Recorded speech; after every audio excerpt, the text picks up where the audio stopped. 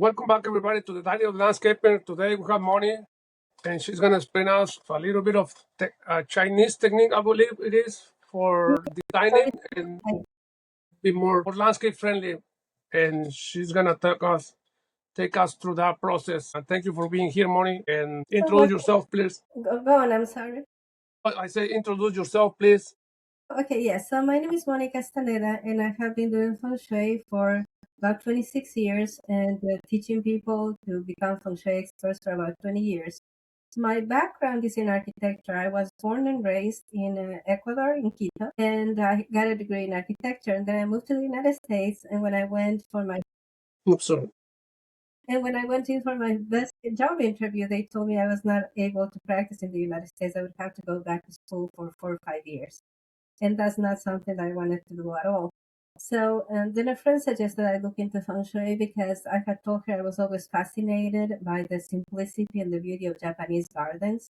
And so she said, well, look into Feng Shui because it's similar to architecture, but you don't have to go back to school for it. And so then I started learning about Feng Shui and looking at all the different schools and always informed, but what I had learned of Western design in my training in architecture so that I could do things with Feng Shui, both indoors and outdoors, that would be pleasing for us aesthetically and that it wouldn't look like you were transported to another culture. Okay, so the first question is that kind of to that topic that you were touching at the end is what is the first thing drag you to the Feng Shui part of the landscape design? That what first drew me to Feng Shui in terms of outdoor design. Yeah, so basically, I've never been a person that had a very green thumb. My grandmother, had a green thumb, and I always admired how she was able to make plants grow that were not supposed to grow in the region where we live, which was up in the Andes Mountains. But I didn't have that innately. And also, I'm kind of lazy. And so when my husband and I bought our first home and we're living in the Mississippi Gulf Coast, I wanted my home to look beautiful, but I was working full time. He was working full time. He was also going to school. So I wanted to do things that you wouldn't have to take a lot of time maintaining or weeding, right? And so that's when I first became interested because the idea behind Feng Shui landscaping is that it should get easier and not more difficult with every single year. And so my home, I got so many compliments from the landscaping on our first home, and I had done very, very little. But it was just I understood the place where we lived, and I chose the plants that would look most fantastic for most of the year with very little work. And I was getting so many compliments. And then I had a neighbor that spent 5 hours a day in her garden. She just researched so much, she studied so much, she did so many things. And I was getting more compliments than she did. And she would get very upset because she felt it wasn't fair that I didn't put work on it, right? Well, she was putting all this work into it. And it's because I was always drawn to simplicity. So what drew me to Feng Shui is the idea of simplicity, of doing things in a way that is easy, that is practical, that shows you lots of results with very little effort.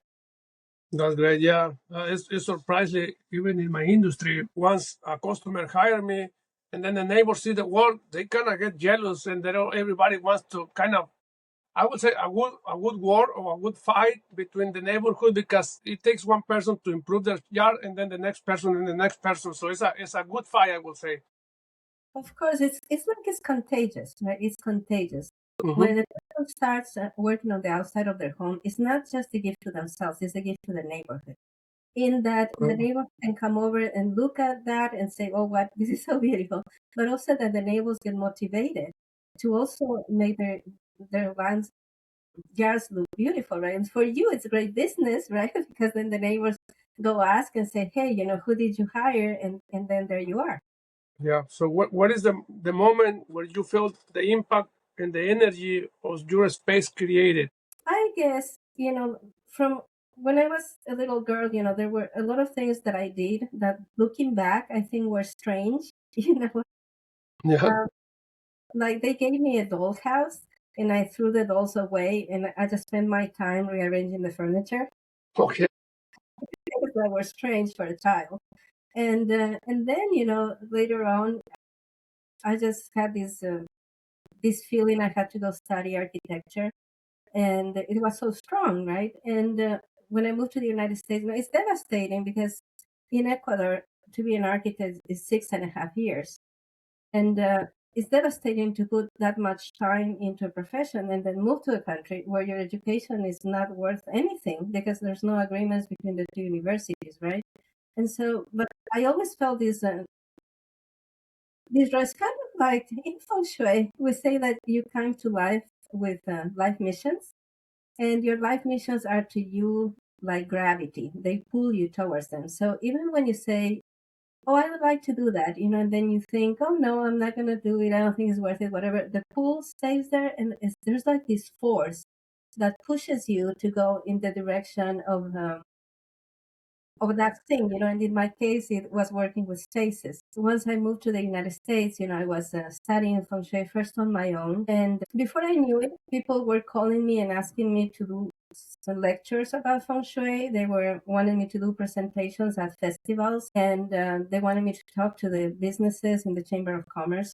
And it all happened very organically. I never saw these opportunities myself in the beginning, but just people kept asking me. Like there was this hunger in the environment for the type of knowledge that comes from Feng Shui. And Feng Shui is the ancient East Asian art of placement that basically teaches you what to put where and in what color, shapes, and materials so that you can be more relaxed, get along with other betters, and be more productive. So, in other words, so that you can be happy, healthy, and successful. And I felt this really, really strong pull to work with spaces, both indoors and outdoors. Now, the main difference between the indoors and the outdoors is that when you do outdoor feng shui, when you do feng shui landscaping, you have to kind of bend to nature. Inside of the home, there's so many things that you can just decide to do and then you do them. But when it comes to landscaping, you have to look at, where is the sun hitting from? What kind of weather do you have in the area? How long is the winter? How hot does the summer get? All these characteristics, right? And you have to look at what grows there easily versus what is a pain to grow, right? Like, We call them micro weathers. So whether the shade of the house impacting area yeah, or a big tree or something around the job. It's amazing how one thing pulls you, like you say, gravity towards that thing that is related. And I know it's a I would say, I don't want to call a bad thing, but it's a unfortunate event. I would say the people coming from, even myself, I'm from Mexico, so coming whenever we started over there, it's just we feel like it's a waste of time when we arrive here, but we can canalize like you or channel that to a different thing that you now that you come with a great idea. And yeah, here in California, the feng shui, it was, I would say, it was very popular in the 70s, 80s. yeah, But then the industry grows so much, a lot of companies start popping up like crazy. So they kind of changed the industry. But now it's coming back to that because there was a lot of Japanese immigration from yeah. from the World War II. So it was a lot of that, but it's slowly coming back, which is a great thing. So that takes to the next question. So how would you explain Feng Shui in a simple way for someone who doesn't haven't heard from that? Yeah, so basically, feng shui is being in harmony with nature and uses the forces of nature so that you can have wholeness, balance, harmony, vitality, order, and so that your spaces promote healing and well being, and so that your home becomes your supportive partner instead of it being a drain on your energy. Like a lot of people, when they think about their home, it's just work, more and more work to do inside and outside. But the idea is that with feng shui, the home gives you vitality. So when you are in the home, you feel energized and you are able to do all of the things that you need to do. Yeah, I definitely agree. There has been studies showing the even small green spaces in your apartment or in your whatever home you have will definitely increase your or lower your stress level. I would say not increase, will increase your happiness, but lower your stress level just by having a simple and then by implementing your method, it will definitely boost that in a higher level. So the next question is, what is the role does nature play imbalancing energy around your home? Well, like when you were talking about being from Mexico and all, and this immigration coming to California and all that, right? When I went to on the School of Architecture, there was a whole year. I think it was third year in my schooling. I had to memorize hundreds and hundreds and hundreds of trees, bushes, plants, flowers that were pertaining to the region where I studied. Right now, when I moved to Mississippi, none of that worked. None of that helped. So then when I was in Mississippi, I had to learn about Mississippi weather and plants and all those sorts of things, how to control weeds. Then we moved to Iowa, and we're in Iowa for 5 years. We were in Mississippi 6 years, Iowa 5 years. Then I had to forget everything about Mississippi because Iowa is such a different place, right?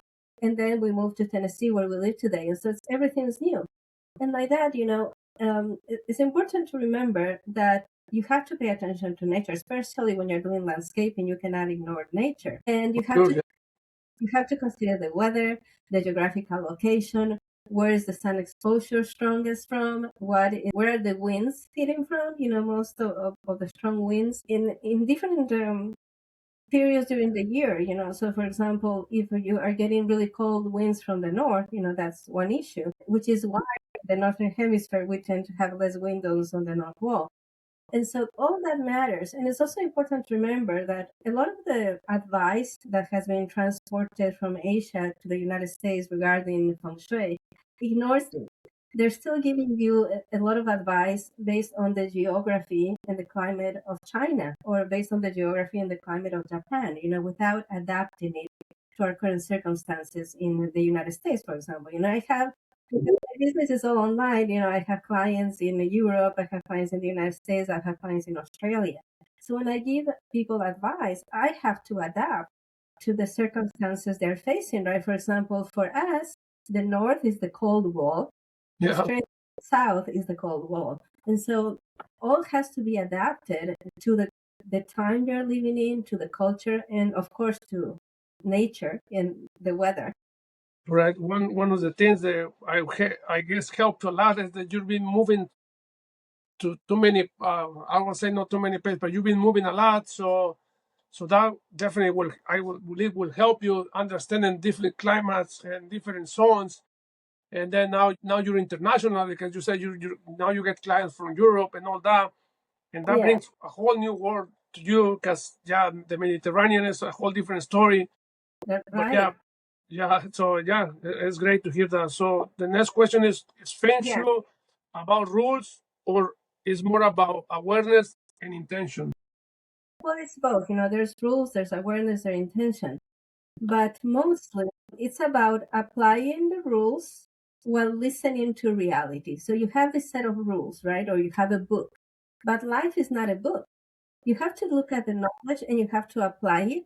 And you need to get feedback from the spaces where you're working, right? And modify what you know so that you can fit it through people's needs. And so, for example, one of the reasons I'm able to help a person in the Mediterranean, and a person in Australia, and a person in South Africa, and a person in Romania or the UK, even though I don't know about the particular landscaping conditions of the area, is because I know the principles, right? I have Hmm. studied the principles, I know what the theory is.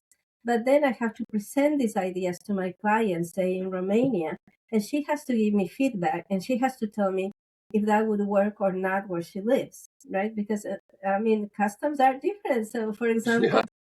yeah, so like here in the United States, especially if you're in the suburbs, you have this relationship with the street. Like you have the house and you have the front yard. And the Hmm. front yard is a huge opportunity for landscaping because in a lot of places in the United States, you don't have fences. You only have fences for the backyard, right? So like in my neighborhood, there's a street and there's a curb, and anybody basically can come up the driveway or the path and come to my front door, right? And in other countries, it's not like that. For example, where I grew up in Ecuador, the fence is right at the end of the sidewalk.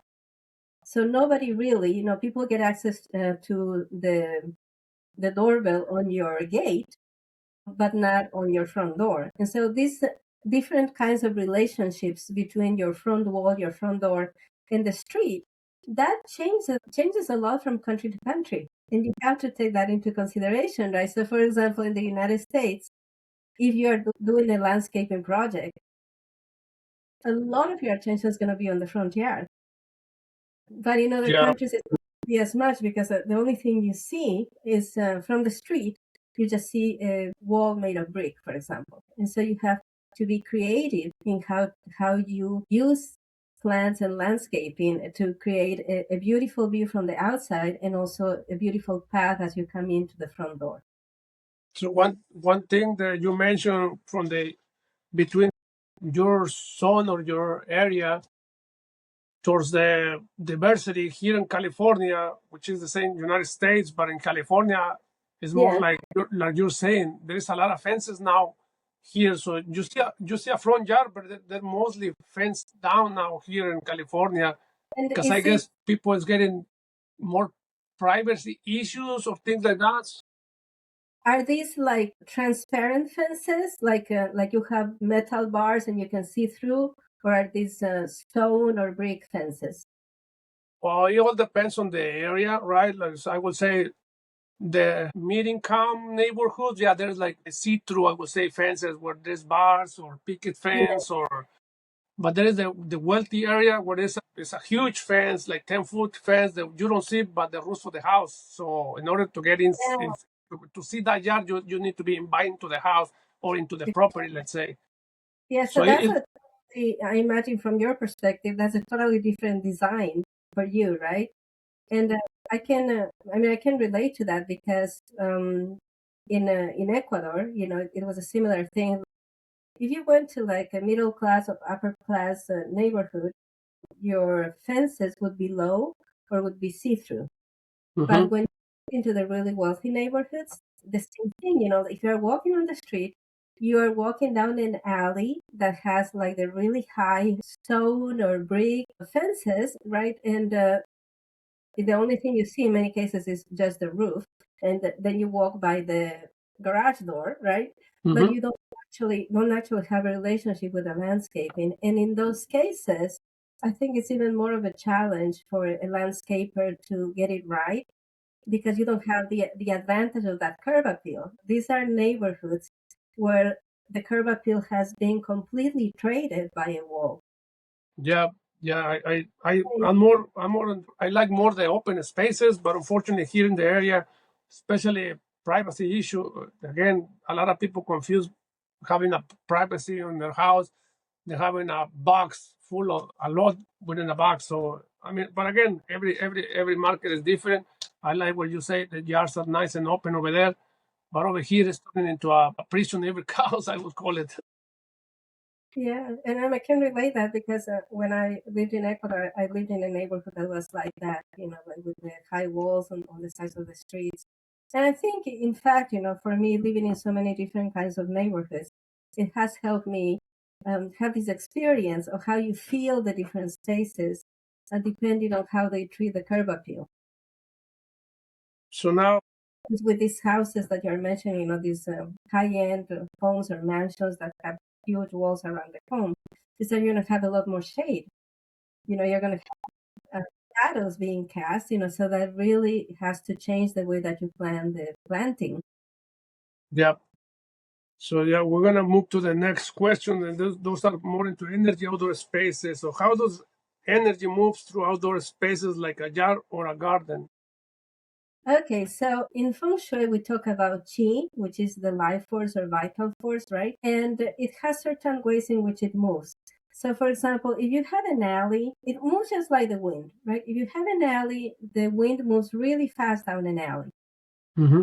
Have a meandering path, the wind moves more softly, more gently on a winding path. So one of the things we want to do is that connection between the curve or the gate and the front door.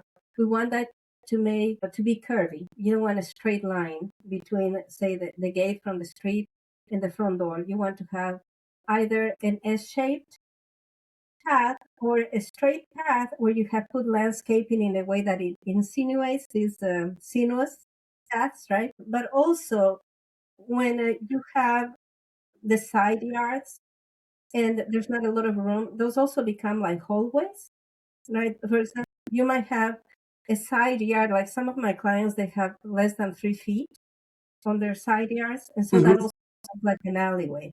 So in those cases, you have to alternate and zigzag the landscaping elements as you place them, create the feeling of a meandering path, right? But there's always things that you want. So you want to have some protection at the back of the house. Now, oftentimes the protection behind the house is the neighbors at the back, right?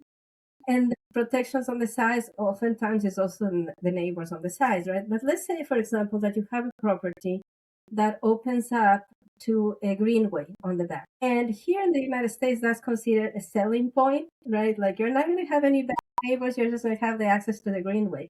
But that makes you vulnerable to home invasions in a bigger way, right? Because if you have neighbors on the sides and you have neighbors on the back, the main source of a home invasion would be the front of the house. That's what a lot of people can access, right?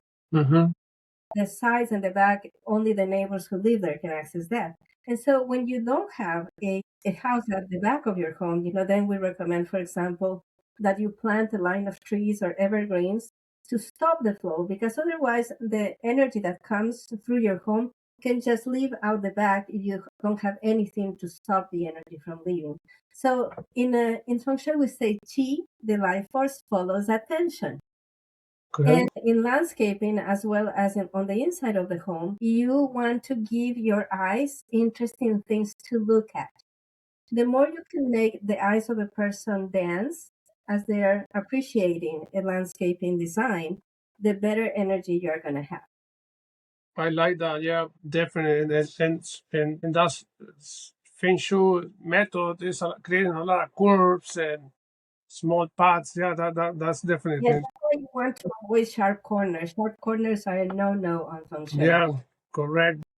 That's good. So the next question is: what are common signs that a landscaper feel off or blocked energy? Okay, so let me tell you about some of the mistakes I see people make, especially when they're not working with a professional, but they're just doing it by themselves. So one of the things that I see people do a lot is that they go to the home improvement store, they go to a nursery, and they buy things by impulse.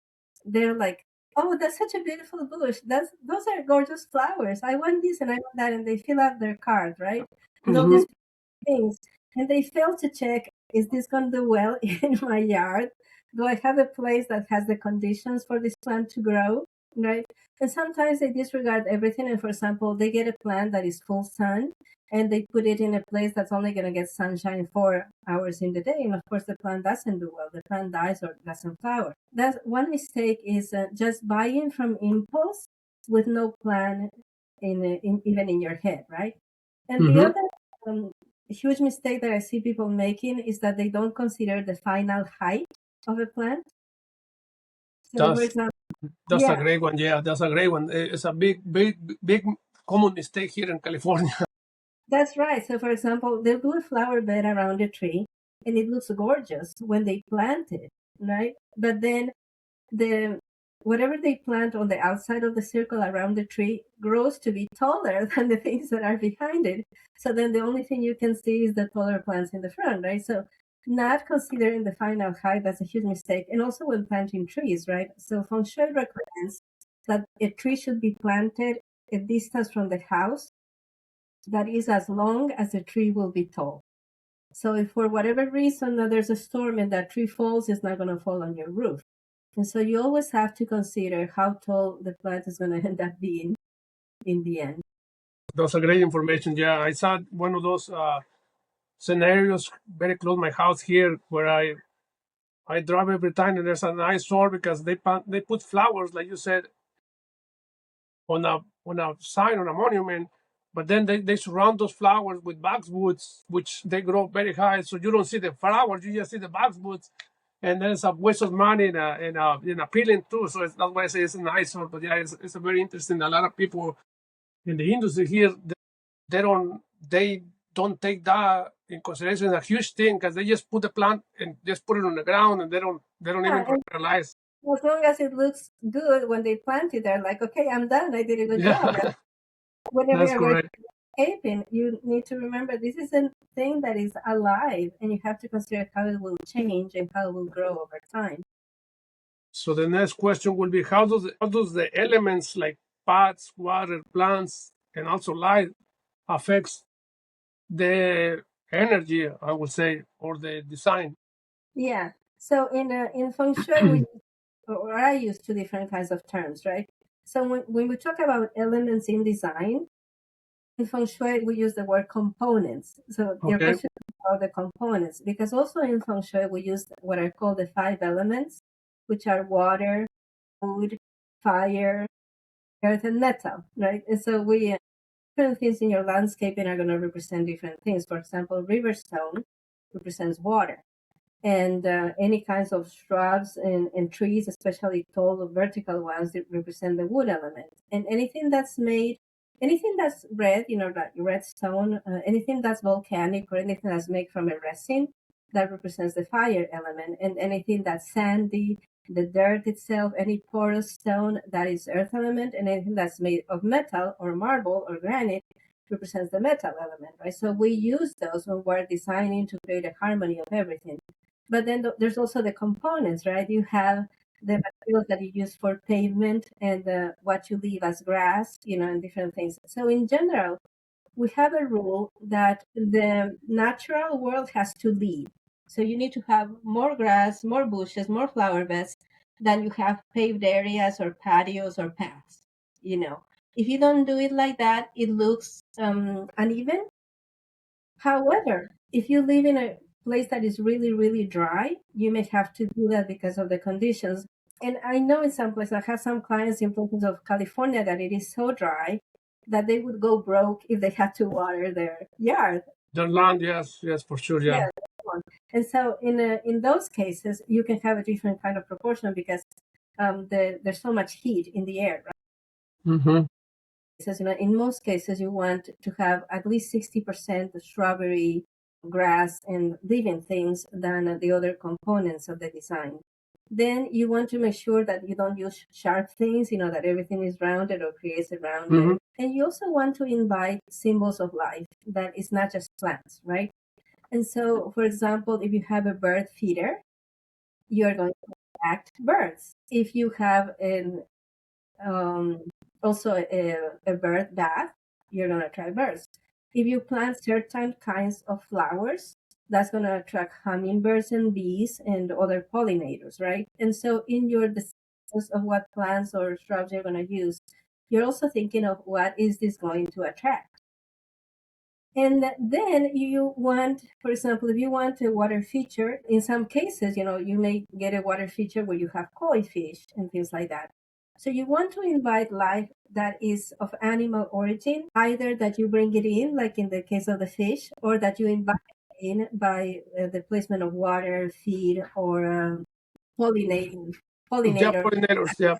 Yeah, that's a huge one. Yes, I love to have pollinators, birds, and all that. One question regarding of the energy is that I would say okay or part of the or it will land into that feature bringing outdoor lighting like artificial light.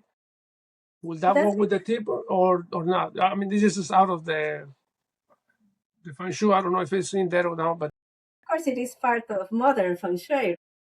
But even if you look at ancient China, the people who had a lot of money in China, who had the big houses with the different kinds of courts and things, they had landscaping lights. They had different kinds of lamps that they put on paths, at the outside of homes, near doors, and also alongside the water features, or alongside the river or the stream, whatever.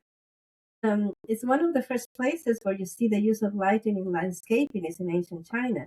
In other countries too, like Korea and Japan. And so mhm. that's that. And of course, your building and your landscaping can be perceived completely different depending on what kind of lighting you use. In the At night, of course, you're going to use the lighting at night, but you also have to consider how that lighting is going to look and what it's going to do during the day. Let me give you an example. So, for example, I had a client once that she got some really nice lights, really inexpensive at a store. They were on sale. And she put her alongside her path that was a sinuous path. The problem was that these were green and people didn't see them. So during the day, people were tripping on them, right? And so in cases like that, it might require, if you want to have lights alongside the path, you might need to have a line of flowers or shrubs in between the path and the lights. So you have to consider if these lights are going to become a tripping hazard during the day. And in other cases, some of the modern lights that are so useful at night, they come with kind of large solar panels attached to them. Mm-hmm. Sometimes those solar panels are not pretty.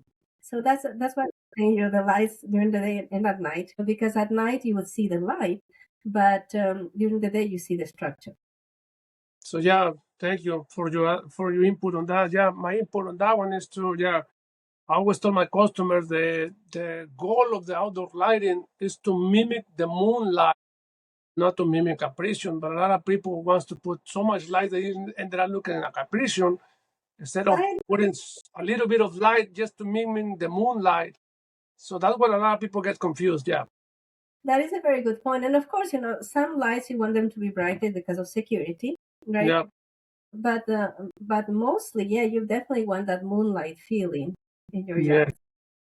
So That's a that very now, good. yeah, thanks. So now we're going to the design principles on Feng Shui landscaping. How important is the entrance or front yard in Feng Shui design? So the entrance is considered the mouth of chi, which means it's the mouth of the energies where the energy comes in. Okay. If you have a gate near the road, in these cases where you have the curb, the sidewalk, and then the gate, that gate needs to be grand. Not so grand that it is too much for the size and style of the house, but important enough that is clearly noticeable. When you come into a home, if you have a fence right where the sidewalk ends, it needs to be super clear where a person coming in for the first time should knock on the door or ring the doorbell. And if it's one of these cases in most of suburban United States where you can walk from the street to the front door needs to be really noticeable. And so one of the things that we do in Feng Shui is we mark the entrances. And other homes, right? In some homes, especially expensive homes, they're going to be farther apart from the street or the road. And in some cases, you don't see the home from the street or the road. You just see the entrance to their driveway. Yes. And in those cases, you decorate the sides of the entrance. You put stone marbles, stone markers, you do landscaping, you have the mailbox there and all that. And so we always have this thing, you have a gate, you need to have something on the two sides of the gate. If you have the front door, you need to have landscaping on the two sides of the door. If you have an entrance to the driveway, you need to have like two large planters or stone markers at the entrance of the driveway. So we're always marking the entrance to attract attention. A person should not ever be confused on where they should ring the bell or knock on the door. It should be clear, it should be grand, and it should be colorful or very attractive. That's a great point right there because I'm gonna give you an example.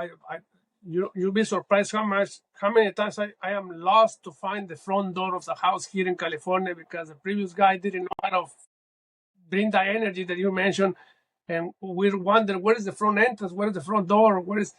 So yeah, Yeah, that's a very very interesting and key point to mention. confusion is not good. Yeah. So yeah, and I've been seeing it a lot here. So yeah, hopefully this is very helpful to the audience out there to pay attention on those details because again, here in California, there's a lot of landscapers out there that they don't pay attention on that little detail. I don't say it's little, but I would say it's the most important thing.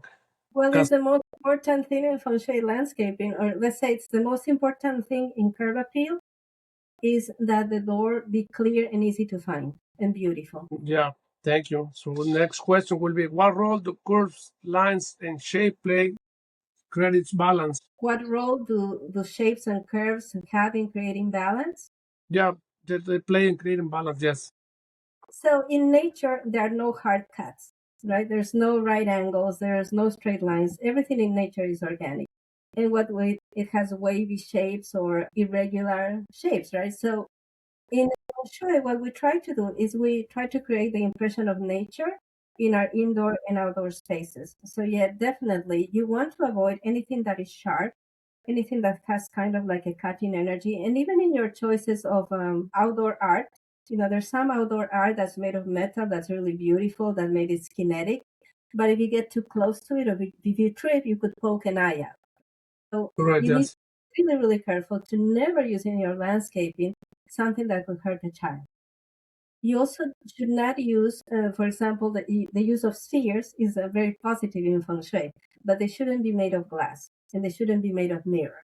Right? You shouldn't put anything outside of the home that could be hurt by the weather. So getting a kind of decoration to put outside of your home or your business that the next time there's hail, it could be destroyed, that's not a good idea, it's not a good solution.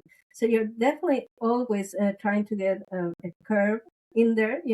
If you make a flower bed, you want to make it round or octagonal or curved or wavy rather than square or rectangular, for example.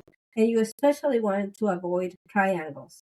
If for whatever reason, for example, you have to like do a triangular flower bed around a tree, or because that's the way the street was built, and there's a corner that's like that, you want to kind of truncate the edges, so you end Okay. up with a hexagon instead of a triangle with sharp corners.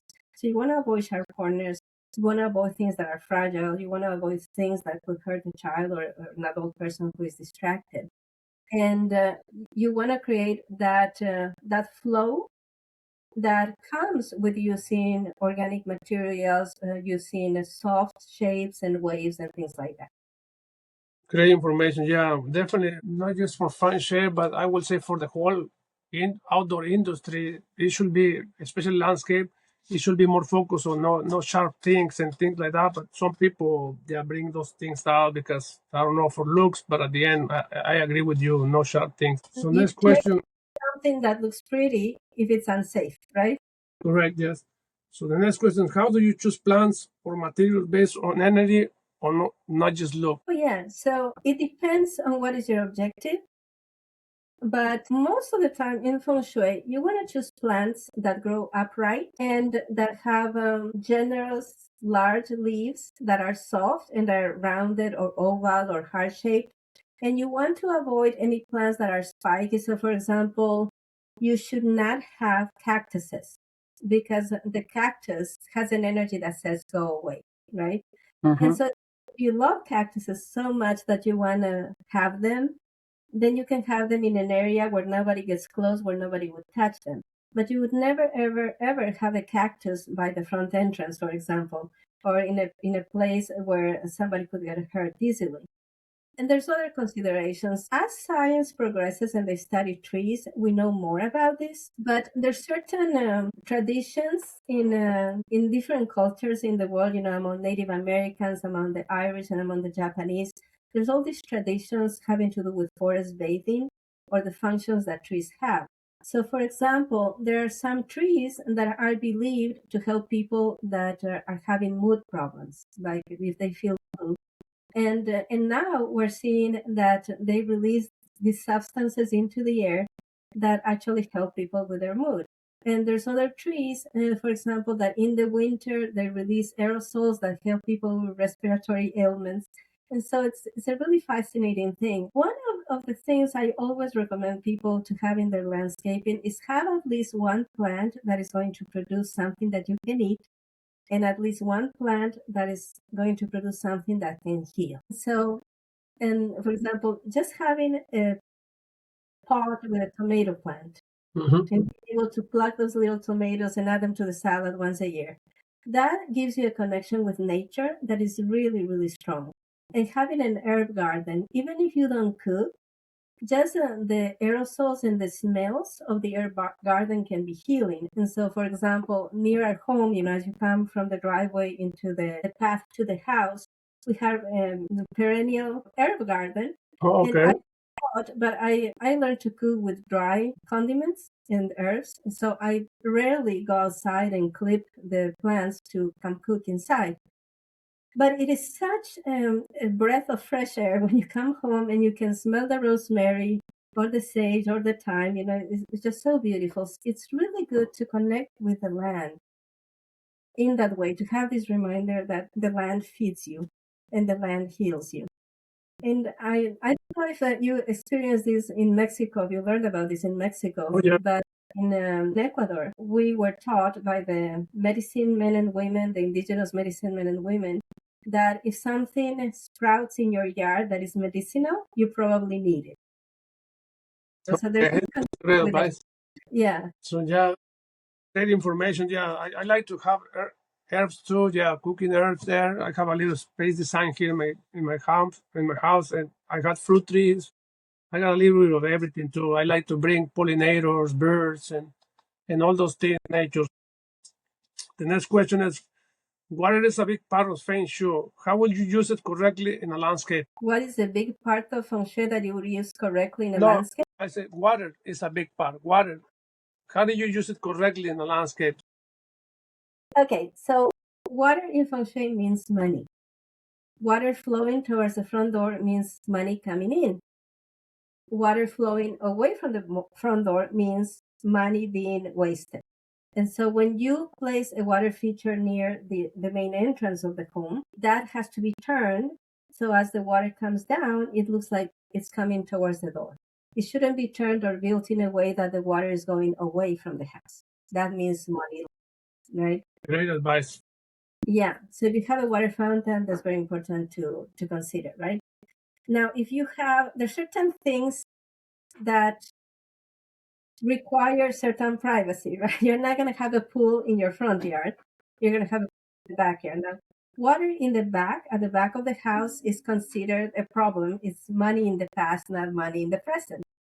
And because of that, you in generally would not want to have a pool in the backyard, strictly speaking, right?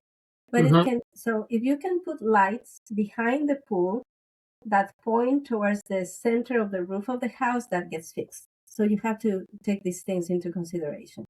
And then, another thing that has come up again and again with the clients all over the world is you need to think a lot and you need to study a lot and you need to work a lot if you want to have something like a koi pond.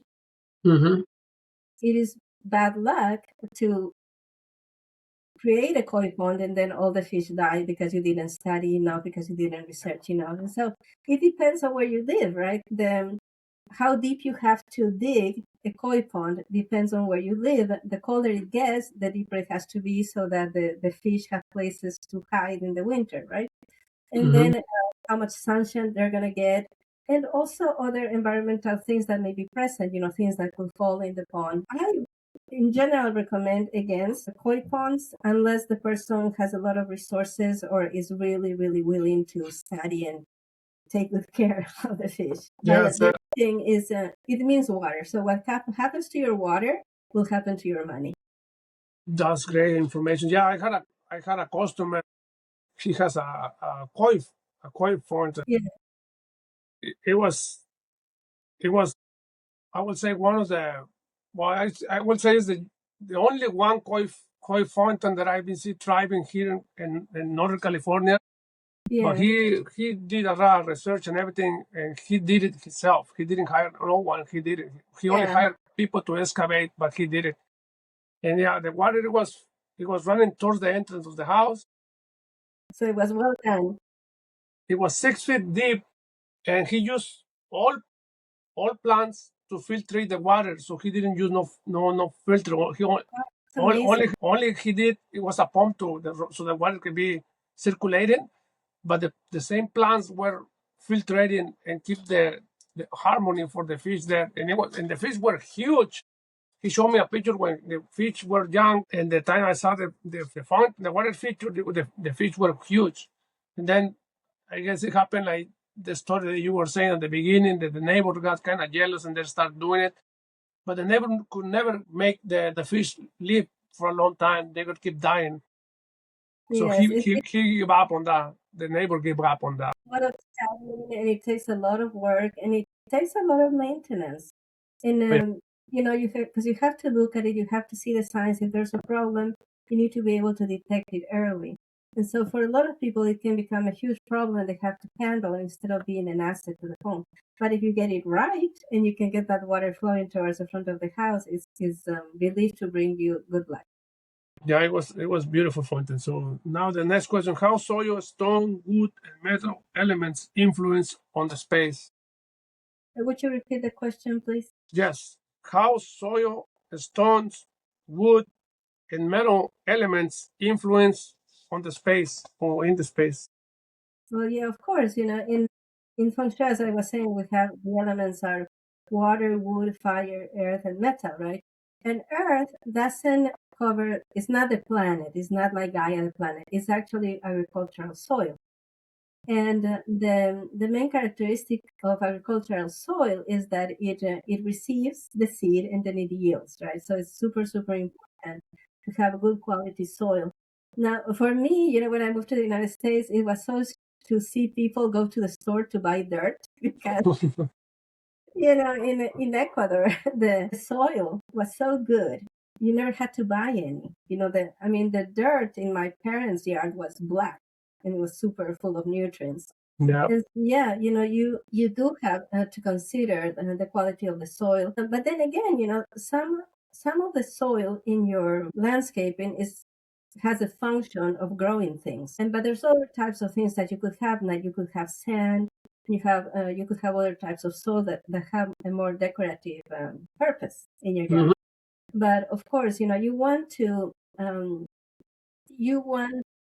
have a certain proportion of things.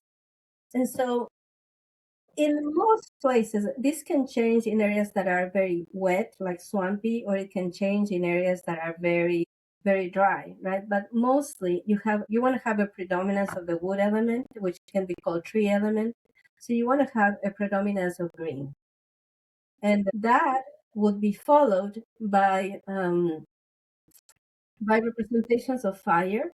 And the representations of fire could be some landscaping stones that are in the color red, or it could be by planting plenty of flowers that are going to attract pollinators, and that would be the presence of the fire element in the birds, because the wings flutter like wings, right? I flutter like fire. And then you want to have the presence of soil. And so you have the soil that is under the grass, that is under the bushes and all that, but you want to have some soil that is visible, which you're going to have, of course, in many flower beds, you're going to have some soil visible.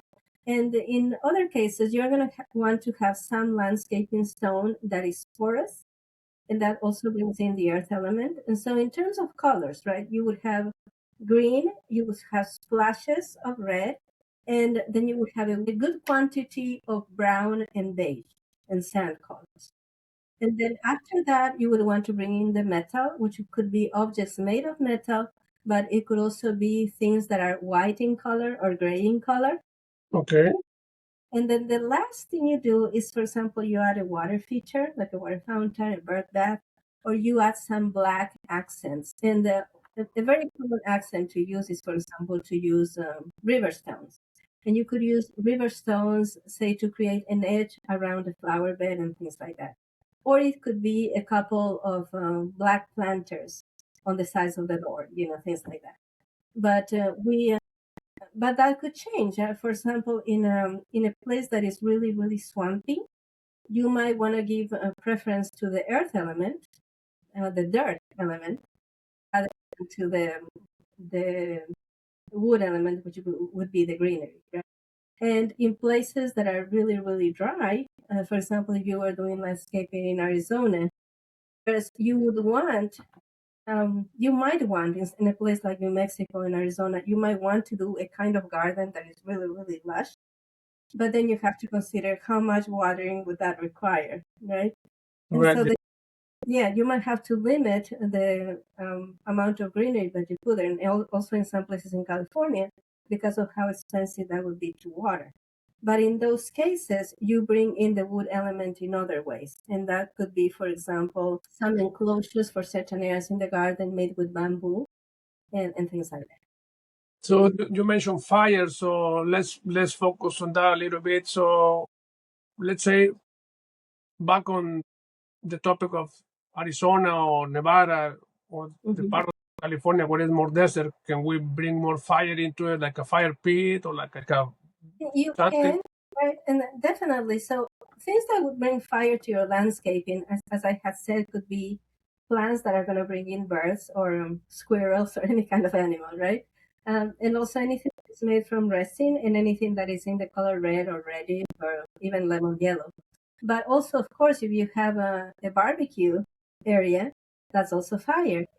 A fire pit would always obviously be an example of that, right? In terms of the fire pit, main function of the fire pit is to bring people together. So a fire pit or the fire element in Feng Shui is considered like a glue. It's the thing that joins other things together, right? And so Okay. if you're gonna have a fire pit, you would have to start with the question: is this gonna help me bring people together? And of course, you have to choose the location based on safety. Oh, And yes. do you yeah, I mean, do you have enough space? But then one of the most important decisions you're going to make is how are people going to sit around this fire pit, right? Are you going Mm-hmm. to have space there permanently? Like some of my clients have had fire pits that are put in the center of a sitting area that is made of stone, and it's all sitting on a stone patio. And so and this is for people who entertain every weekend, just all the time. But I Correct. also have a client here in Tennessee that she is in the country. There's a lot of trees, there's a lot of greenery. So what she's done is she's just put some tree trunks around it, and she only has the fire on where they're having special ceremony. She's a healer, right? And in her case, she has to have the hose right there in her hand, pretty Yeah, much yeah. because there's so much greenery around here. Yes, it has to be so careful. So you need to ask the question of how are people going to connect around this fire pit, and how often? And do I want to make this into a permanent sitting area, or do I want to make this into an occasional thing? But definitely a fire pit is a really good way to bring in the fire element. Another way to bring the fire element to your landscaping, especially in the backyard, is to have an outdoor family room. Where you have the sitting area, maybe a dining area, and maybe there's a bar, and maybe there's a large TV, and that's where your friends come over when you're going to watch the game. Anything that encourages socializing in your backyard, that would be fire element. Oh, Anything great. that encourages games for children playing, that would be metal element. So swings and the slides and things like that, and tree houses. So the tree house, for example, would be part of the wood element because it's a tree element. But because it has so much play in it, anything that you decorate it with or you enhance it with will fall into the metal element. So in Feng Shui, we study these things carefully to make sure that the ending result is of balance. And we're always focused on how are you going to use this. Another mistake that I see people make often is that they don't think about how a place is going to be used. And there's two main functions in landscaping from the Feng Shui viewpoint. Well, three. One of them would be producing food. The other one would be just admiring. You can have areas of your landscaping that are just for you to go like, it's so beautiful every time you come home. And you actually are never there. You just look at it from the street or you look at it from a window, but you don't actually use it. And there's other areas of your landscaping that are designed for actually being there. Maybe you can have an area in your yard where you're going to take some sunshine, when you're going to have a swing chair. How are you going to use these things and what for? One thing, a trend that is growing a lot in the United States in the last few years is grounding, or what some people call earthing, right? Mm-hmm. This is areas where you can just go sit on the grass, or you can stand on the grass or lie down on the grass and just be there, just be in contact with the earth. Maybe doing nothing, just lying on the grass and looking at the sky, and then turning over, looking at the grass, right? And so some areas of your yard need to be used, and other areas of your yard just need to be admired. But more traditionally, in the traditional sense, centuries ago, the landscaping had to be edible. Okay. So you already kind of touched the other question, but I'm gonna just reaffirm it. So, what are the most common Feng Shui mistakes you see in the landscape? You already touched a little bit of that, but if you can reinforce.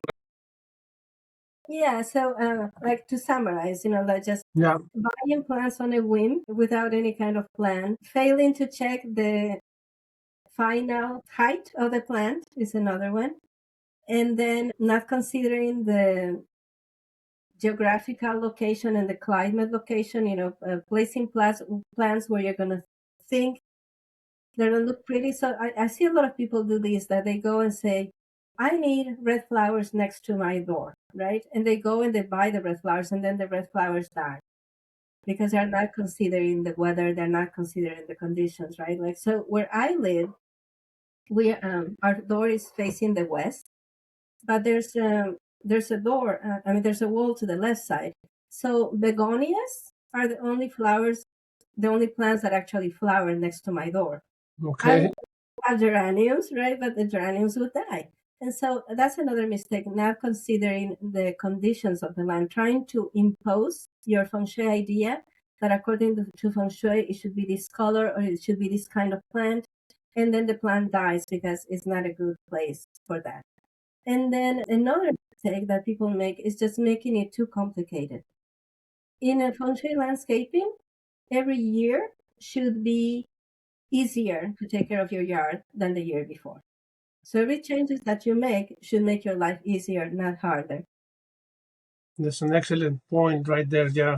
I mean, I even in any landscape outside the Feng Shui system, I use a different method, right? A lot of people like to use the hair trimmer and a lot of equipment. I use most hand pruning, more appealing work, more eye catching, and that is a lot of people don't believe that will give you less work, as you say, as the yard is growing and getting older, will give you less work than just trimming and trimming with a hair trimmer. That will create you more work. I didn't know that if you hand trim, your plants get easier to maintain over time. Yes. So if you do hand pruning, the plant will grow more. I would say more healthy, but slower at the same time. So you wouldn't have to be trimming every month or so. Uh, Versus using a hair trimmer. If you do hair trimmer, that is gonna create or make the plants feel the needs to regrow and regrow and regrow, and then you're gonna be trimming or hair trimming every month or so. Wow. So going back to your question, another thing that I have seen, a mistake, and you can really call it a mistake, but it's just a change of situation. I have had several clients that were avid gardeners when they were younger, Mm-hmm. and as they grow older, they have a really hard time being less ambitious. And so, for example, they still want to plant the same garden this year that they did 5 years ago when they had a lot more energy to weed and to plant Mm-hmm. and soil, right? And so, one of the things that you need to do feng shui wise, is to plan your garden so it becomes easier over time. Even if you can afford help, it should be easier, not harder to take care of. But also, you need to be willing to let go of ambition, of things being very complicated or very elaborate, and keeping things in a way that you'll still be able to enjoy them, that you'll be able to enjoy your yard, and that you'll be able to enjoy the maintenance. Yeah, thank you. Very good question. Very good answers. The next question will be: are there things landscapes unintentionally do to disrupt energy? Things that you can do in landscaping to intentionally disrupt energy. Unintentionally, yes. Or unintentionally? Yeah.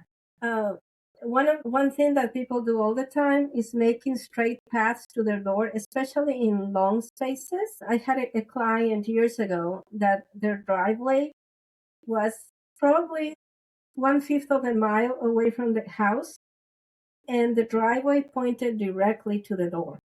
And so when people came to visit, at some point it looked like they were going to crash into the house. Right. And so that would be a mistake. You need to do driveways in a way that you don't get like the eyes of the tiger shining on you. That's Um, right. Yeah. Very great yeah. information. So having the street or the driveway line up directly with the front door, that is a huge mistake in feng shui. And of course, it can be broken with landscaping. You could do like a little roundabout in front of the house to prevent that. Also, sometimes people get into these wars, and many feng shui practitioners, they recommend that if there's another building pointing at your own with a corner of a wall, that's going to bring you bad luck. So you should put a bagua mirror, an octagonal mirror outside of your house in the direction of that person, because that's going to return the bad energy to them. And then I've heard, in Asian countries, they will get into wars where one person puts a mirror and then the other person puts another mirror. And then the police had to be called to take all the mirrors down. And so doing something in order to harm a neighbor is another mistake that I see people make. And sometimes it Right. can be so tempting, if they have a bad neighbor, to do something to try and push away the neighbor, right? But there's karma with that. And so a mistake a lot of people are making right now is going to AI, like to one of the GPTs, Yeah. and asking about what to do about a bad neighbor, and like getting really bad advice. And one of the worst I had seen is like you can get a model of a cannon and put it in your yard facing the neighbor. That's like inviting war. So Yeah. So yeah, unfortunately, yeah, AI doesn't have feelings, so it's gonna give you a solution without the feelings. So yeah, it will not be, for sure, it will not be the greatest advice, but a lot of people using it. And then another thing that I see a mistake is uh-huh, I'm not a big fan of fences. I like more open spaces. So that, again, here in my area is a huge deal. I will invite people to have the yard more open, more welcoming, I would say. yes, So yes. the So next, the idea is to bless your home without hurting other people. so what small change can make a big difference without being a full designer or a full design? Yeah. So the most important thing in your landscaping depends on where you live. But if you live in the place where you have the mailbox by the curb, making your mailbox beautiful is the one thing that is going to make the most difference for you. Because the first thing you perceive about your home when you come home is the mailbox. If the mailbox is by the curb, right? Or close to it. Because that's where you see the number. That's where people find the number to come see you. So that's what they see first. And then when you come home, you're picking up your mail. So that's also the first thing you see. So that's the first thing. Make sure that your mailbox is beautiful, it's clean, that the numbers are super clear on both sides and the front of the mailbox. And that the numbers, if you have numbers on the house, that the numbers are clear on the house. So there's no confusion, right?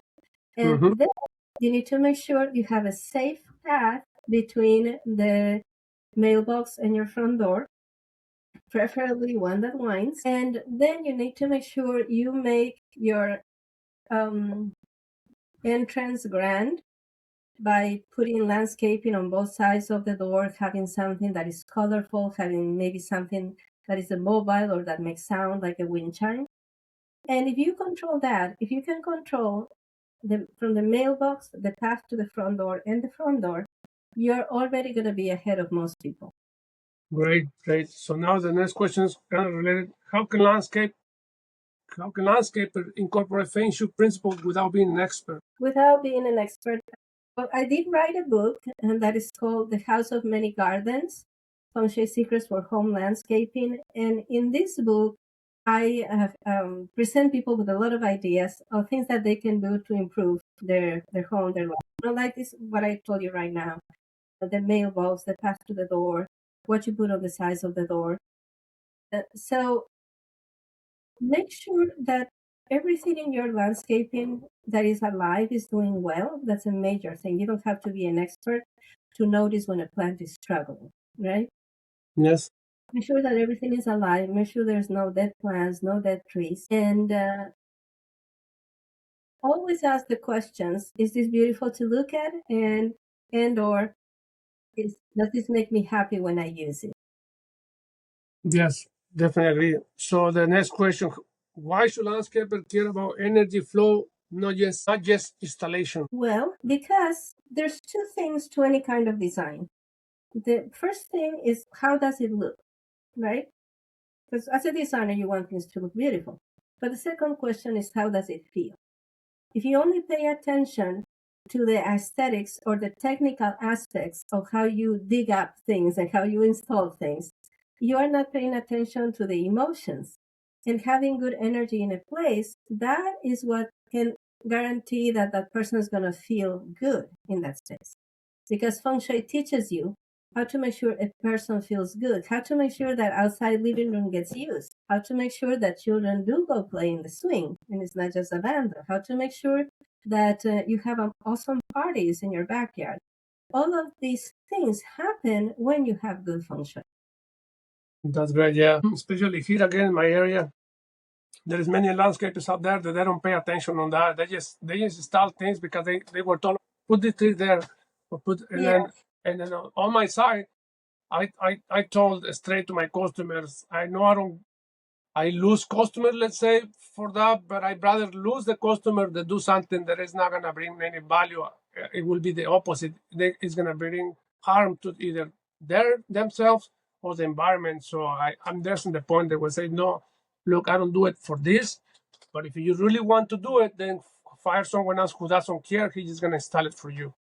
Yeah, you have to care for the life Yeah. that you're using in your design. So the next question will be how can understanding Feng Shui elevate landscape design work and value? Okay, so the this idea, right, that you have the aesthetics on the one hand and the technical knowledge in order to do the installations of that, but you have the feel of the space on the other hand, right?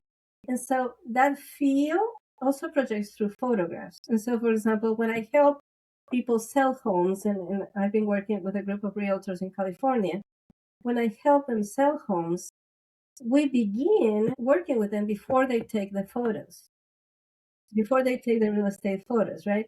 Because if you do the landscaping right in a way that it frames the home, that creates curb appeal, and then you take the photos, that's going to get you more people to come and visit, for example. But the most important visitor to the home is you, right? So you want to create that beauty, you want to create that good energy, and that is going to increase the value of your property. If you have elements in your landscaping that make people go, or it's more likely that home sells. If your yard is beautiful, people kind of lose their breath when they park to come see your home. If your backyard is so well designed and so alive that it makes people feel like having a party right now, that is also going to appraise a home, especially in California, right? Because from what I hear from my clients in California is that entertaining at home is a huge part of California life. Yes. That's probably not as true in the state where I live, where the most entertaining is done. People will go to restaurants and bars and places rather than receiving people at home, except their immediate family. But what I'm told about California is that backyard entertaining is still huge, and it's Yes. a symbol of status, right? And so a well-designed space where people feel wonderful is not just going to increase the price of your home, it's going to increase your social status, how people perceive you. Okay. And then the next question will be how much does the intention of the designer matter? Well, in Feng Shui, we use the word intent a lot, like what you want to manifest or what you want to create, right? It's if you know the rules and you know how to apply them while respecting life, even if you are not good at setting intention, the results are still going to be good. But you also can do landscaping projects, especially if you do them yourself or if you do them with a landscaper that can really offer you a lot of their time. Sometimes you can set an intention to have something change dramatically in your life. Say that you had a straight path from the gate to your house. And then you do some landscaping to make that into an S-shaped or a sinuous curvy path. You can set the intent that as you do this, you invite more abundance into your life. And you can turn that landscape and redesign into a manicure. That's great. So now the other question will be how does Feng Shui connect to the mindfulness and presence while working, since a lot of tech guys work from home here? Oh, yeah, that's a very good question. So for a lot of people, if you are living in a place with such good weather, right, a lot of their work is going to be done maybe outside in a balcony, a terrace, the backyard. So having a space that nurtures you without distracting you would be very, very important. But also inside of the home, If you add some plants, if you add images of landscapes, beautiful natural places, if you take advantage of the views that the home provides you naturally, you're going to be more productive than if your place is a mess. You know, if your place is chaotic, if you don't have good natural light, if you don't have good views, if you don't have beautiful art, you're going to get depressed. Your energy is going to sink and you're going to be less productive. And the other thing is that you can get like kind of like stir crazy from being home if you have a place that you can go out to, right? If you work from home and you take a break and you can go to your backyard and have a juice there, and listen to the birds singing while they take a bath, these things are going to keep you sane. This harmony with nature is going to help you be more productive, keep you sane, and increase the enjoyment of your home. For sure, yeah, there is a study show that any small outdoor space, green space, will reduce your stress level dramatically. So yeah. Yeah, there was a study recently that even the pictures of trees make people more peaceful and calm down their nervous system. What Feng Shui myth you would like to clear up? Okay, this is the most important myth of them all. There is a school of Feng Shui that teaches that in order to do certain things, you have to face certain directions. And that is based on the overall direction that your home faces, like your front door, but also your birth chart. That you need to face, your desk needs to face a certain direction because of your year of birth. Or that your bed needs to point in a certain direction because of when you were born. That is not true. That doesn't work. That is fear-based Feng Shui. And Okay. because it's a school that uses principles that maybe worked in another country with a different longitude, a different latitude, and different weather. Some of the advice some teachers of what is called compass school tell you is totally based on the way things were on China. So, for example, they would tell you that the southeast was the best placement for the kitchen. That's because they cooked in an open fire. That's where we got the best breeze, And some advisor will tell you, "Oh, your bedroom should never be close to the kitchen." Right, because there's a risk of fire. Yeah, Yeah, great advices. these things are based on things that were determined at other times in another country with a completely different way of living. Well, one simple Feng Shui tip anyone can apply today. I would say make sure that they take care of their entrance, take care of the outside of their entrance and the inside of their entrance. Make sure it's uncluttered, and make sure that when you open your door, it opens to at least 90 degrees, and that the first thing you see is something that makes you feel proud of yourself. What advice would you give to homeowners wearing a more balanced outdoor space? I would say to visualize what they want to have happen in their home and to drive around and take pictures of things they like, go online and just make a collage of everything that you love. And then present that collage to your landscaper if you're getting a landscaper, or work on your own design based on that. Make a collage of all the things that you would love have happen in your yard and all the things that you would love to see in your yard, and use that as your starting point. And final question, what does a harmonious landscape mean to you? What does a harmonious landscape mean to me? Yes. What it means to me is that I'm okay with life, that I have things under control. So I was telling you before about my home in Mississippi and how I got more compliments than my neighbor that worked hours in her landscaping, right? My home still looks gorgeous. Now we live in Tennessee. And when you come to my home, any person that comes to my home for the first time, when we come home, we feel a sense of relief. We're home, everything's going to be tranquil now and peaceful and happy. And when you can be in harmony with the physical environment around you, you can also be in harmony with all of life. Because when you get things right in your landscaping, and regardless of how much effort you put into it, but when things look harmonious and organized and they make you feel like being outside, like having a conversation, like being with friends, that's also going to have an influence on how you see life and how you face life. Thank you. It was Thank you. all great information out there, and I know it's already, I took more than an hour of your time, so I want you to share your book, share your social media, where people can find you, where people can hire you, so that way people is learning more from your Feng Shui. People can go to my website, which is 9steps2fengshui.com. You can also get there by typing spacearrangement.com, spacearrangement.com. And on the navigation menu, you can find my books there. You can click on where it says books and find all of my books, including The House of Many Gardens, Feng Shui Secrets for Home Landscaping. And you also see a link there to join my community. I have an online community that you can join and meet other people and share about your home and learn a little Feng Shui every day.